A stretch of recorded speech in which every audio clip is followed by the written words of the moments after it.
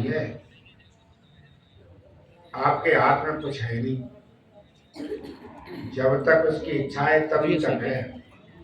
और वो कुछ ध्यान रखना, आपका आपकी ये सही किया, आवश्यकताओं को वो नहीं देखता। सही किया तो मैं उसे भेज दूं। वो इस ढंग से नहीं चलता है, आपके इतने काम पड़े हैं तो थोड़े दिन और मौका दे दो ना, वहाँ मौका नहीं मिलता। अभी यहाँ सादाबाद पे ऐसे गांव है, शायद आपने अखबार में पढ़ा होगा, बारात आ गई, बारात चढ़ गई, लड़की पहुंच गई मंडप में भी, बस पिता को हाथ पीले करने थे कि पिता को अचानक बीमार हो गया। आनंद फानंद में उसे अस्पताल ले गए, डॉक्टरों ने मृत घोषित कर दिया। अब ना तो लड़की को बताया, ना बारात वालों को बताया, लड़का का लड़की से कह दिया कि थोड़ी तबीयत खराब है, जरा ताऊ कर देगा। ताऊ ने हाथ पीले किए, लड़की विदा हो गई। विदा होकर वहां पहुंच गई, तब जाकर सूचना दी कि तेरे पिताजी खत्म। तो वो इतना मौका नहीं देता है, उसके तो विधान बड़े विचित्र हैं कि अब इसे हाथ पीली कर लेने थे।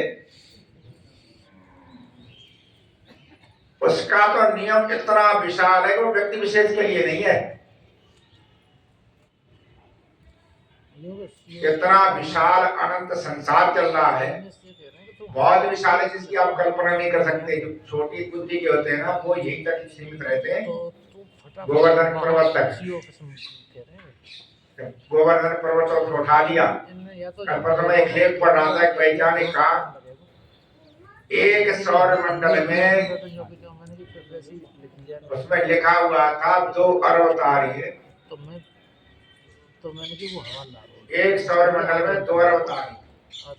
तो ऐसे कहते हैं 2 अरब सौर मंडल तो गिने जाएंगे, और कितने कोई पता ही ना। कितनी गिनती तो हो चुकी है, फिर भी अनंत है, कोई पता नहीं। इतने अनंत ब्रह्मांड को चला रहा है, इतने अनंत ब्रह्मांड को जो चला रहा है, वो एक व्यक्ति विशेष के लिए नियम नहीं बदलता कि आप विवाह कर लें, हाथ पीले कर लें, ये कर लें ना। वहां तो आपका समय पूरा हो गया है, अब चल दो। इसलिए सावधान होकर के, बड़ा सुंदर लिखा है, इस हेय की देय से नेय कहा। हेय जानते हैं ना, छोड़ने, जो छोड़ने योग्य है। इस हेय की देय से नेय कहा, ऐसे शरीर से प्रेम क्या करना। इस हेय की देय से नेय कहावा, देय कहा जिसमें यसना। मनुष्य शरीर ले लिया, फिर भी बदनाम हो रहा। कहते ऐसे शरीर से मतलब क्या रहेगा। इस हेय की देय से नेय कहावा, देय कहा जिसमें यसना। आसन मारे के आसान मारी, आसन मार के तो बैठ गया, पर आशाएं नहीं मारी। आसन मारे के आसान मारी, ममता मोह रही तृष्णा। और ज्ञानी के संग कहा बसना। बड़े ज्ञानवानों के साथ रहा, सत्संग करता रहा, लेकिन ज्ञानी के संग कहा बसना। जब चंचल चित्त किया बसना। जिस रसना से सुंदर बोला नहीं, रसना जानते ना, जीव। जिस रसना से सुंदर बोला नहीं, वह रसना कहा जिसमें रसना। वो रसना कहा है जिसमें रस ही नहीं है। हमेशा ध्यान रखो, केवल सुनो नहीं, सत्संग को करो। और मौका ज्यादा नहीं है, जो ये समझता है समय ज्यादा नहीं है, वो फिर और चीज छोड़ करके धर्म कर्म में लग जाता। और जो ये सोचता अभी तो बहुत दिन जीना है, वो दुनिया में मस्त रहता और झट चला जाता। 8-10 दिन पहले हमारे जो बहुत निकट रहे हैं और हमारे प्रति बहुत आस्था रखते रहे, अपने जो लोग वैसे वो जानते हैं, विनोद खंडेलवाल, वो गोपाल खंडेलवाल, विनोद जी भी आते, गोपाल जी भी आते। गोपाल खंडेलवाल का अच्छा मेरा ही रहता, कोई बीमार है कोई है तो प्राय करके वो फोन करता रहता, खाली समय होता है तो अपने लोगों के हाथ चाल ले लो, लोगों को लगता है आचार्य का फोन आया, मैंने फोन किया, क्या है कहा आचार्य तबीयत तो ठीक नहीं है। कार्यक्रम कब से शुरू है? मैंने कहा वो तो पता ही आप से शुरू होगा, अपनी अब की बार 51,000 रुपया हमें देंगे। बोले अब के 51,000 रुपया हमारी तरफ से है आचार्य जी, मरते जीते धर्म कर्म जितना कर लो उतना ही ठीक है। ये तो आप ठीक ही कह रहे, पर मुझे ध्यान नहीं रहा। कल मैंने विनोद जी खंडेलवाल जी आए, उनको कार्ड दे देना। गोपाल जी को हम कार्ड नहीं पहुंच पाया, उन्होंने कहा वो थोड़े अस्पताल में भर्ती हैं, थोड़े बीमार। अभी जब मैं मंच से उठ करके नीचे गया था, बातचीत करता रहा, तब सूचना आई कि वे चले गए। तो सूचना आई कि गोपाल खंडेलवाल अब दुनिया में नहीं, वो चले गए। कब गए? अभी गए। उनके बच्चों ने कहा कि आचार्य को सूचित कर दो, अभी गए, मतलब अभी 15-20 आध घंटा पहले। मैंने कहा देखो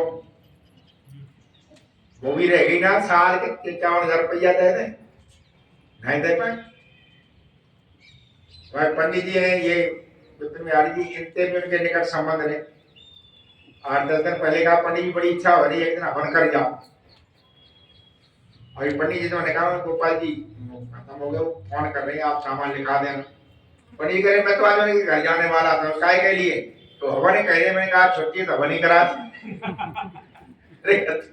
तो हवन का कराओ, दुनिया से ही चले जाओ, हवन कराओ। कहने मैं तो ये सोचा था छुट्टी है और सब में आज जाए हवन कर आऊं। तो कहते हम क्या हवन तो तुम्हें करना ही पड़ेगा, पर ऐसा नहीं करना पड़ेगा, दूसरा करना पड़ेगा। तो कहने का तात्पर्य क्या है कि देखो मन की मन में ही रह जाती है, ये कर ले ये कर ले ये कर ले, पर आदमी कर नहीं पाता। विवेकी आदमी होता है वो हमेशा सावधान रहता है और वो जानता है कि संसार का धन संसार तक ही रहेगा, आगे नहीं जाएगा। जो भी आप पैदा करते हैं वो यही, कोठी बंगला धन वैभव सब यही का है। मृत्यु एक एक चीज गिन गिन के ले लेती और वस्तु ही नहीं ले लेती, आपका शरीर भी ले लेती। इस शरीर को सलेमपुर के कवि हुए रूपराम का जवान लड़का मर गया, तो दाह संस्कार करने गए, तब उन्होंने लिखा मांझ रहा जिस रूप को मूरख दोनों छाट, सवेरे शाम तक रूप को ही संभालता रहता। मांझ रहा जिस रूप को मूरख दोनों छाट, अरे रूप जा रूप की एक दिन होगी खाक। देख पराये रूप पर होई रूपमति भंग, मूरख तेरा रूप ही जाए न तेरे। तो दूसरे के रूप में मति भंग हो रही, तेरा ही रूप तेरे संग नहीं जाएगा। और उनका लड़का मर गया तो उन्होंने बड़ी वेदना से लिखा, कहा किसी का बस नहीं, जब पुत्र के पीछे आप पड़े, जब पुत्र के पीछे आप पड़े, फिर बाप की पार बसाई क्या। जब पुत्र के पीछे आप पड़े, फिर बाप की पार बसाई क्या। जब दावेदार बनो तुम ही, तब लाड़ लड़ावे माई क्या। जब दावेदार बनो तुम ही, तब लाड़ लड़ावे माई क्या। और तुमसे जब खास लड़ाई हो, तो करे सहाय भाई क्या। जिनकी तुम मौत रवाना की, फिर उनके लिए दवाई क्या। और जिनको कमजोर किया तुमने, उनको दे जोर मलाई क्या। जिसको कमजोर किया तुमने, उनको दे जोर मलाई क्या। पंडित कंवर देव जी कहा करते थे, मेरे पास बैठ जाते थे, मैं सोचते ही रही है भाई, वो तो दूसरे बालक के बालक तो तगड़े हुए कहते भाई को हम पी रहे और हम सिकड़ते चले यार क्यों देख। लेकिन कमाल है, कहता जिसको कमजोर किया तूने, उसको दे जोर मलाई क्या। जिसको सुख देना नहीं तुम्हें, उसकी कोई करे सहाय क्या। जो तेरे ही अधीन है ये दुनिया की, मौत और जिंदगानी तुम्हारी गति तुम ही ने जानी। अच्छा तुम कितने भक्त हो, ये कहते हैं ब्रज कितना बढ़िया, दुनिया ब्रज के लिए तरसत है, बाकी ब्रज कचूरा है। आइयो लिखते हैं कि बगुला सफेद बना दीना, कोयल कर डाली काली। बगुला सफेद बना दीना, कोयल कर डाली काली। और मेवे काबुल में उपजाए, ब्रज में करील कांटों वाली। अच्छा मेवा कहाँ होते हैं, काबुल में होते हैं। और जो ब्रज है यहाँ क्या होता है, कांटों वाली करील है ना।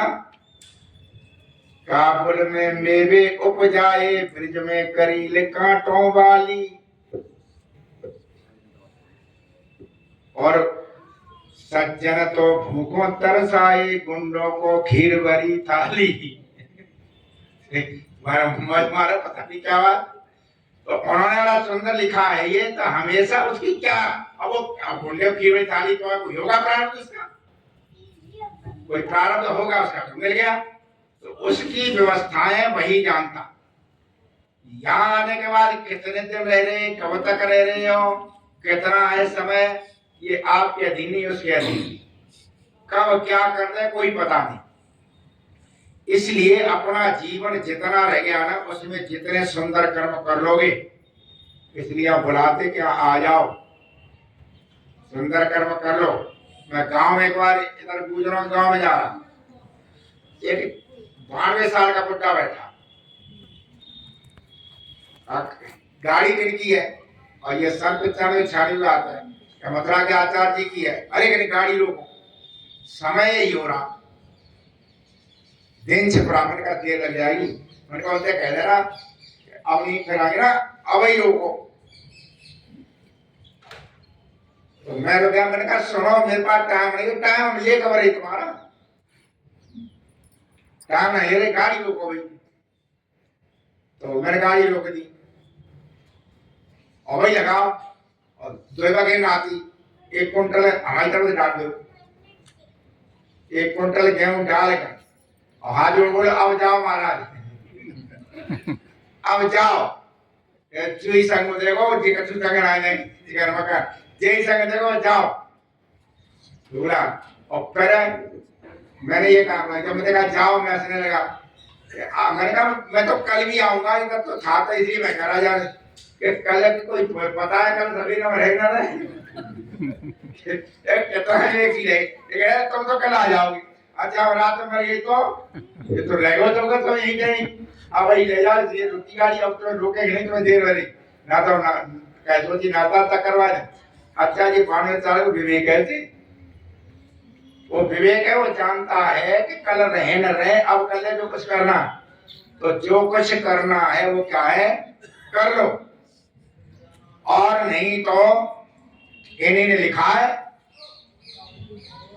रूपराव ने, बनाया हरि ने जगत मुसाफिर खाना। संसार क्या है, मुसाफिर खाना जानते हैं ना, धर्मशाला है। बनाया हरि ने जगत मुसाफिर खाना, जो आया सो गया यहाँ से कोई नहीं ठहराना। बनाया हरि ने जगत मुसाफिर खाना। आगे लिखते हैं बड़े बड़े राजा गए, बड़े बड़े राजा गए और सब फकीर गए, बादशाह गए उनके संग में।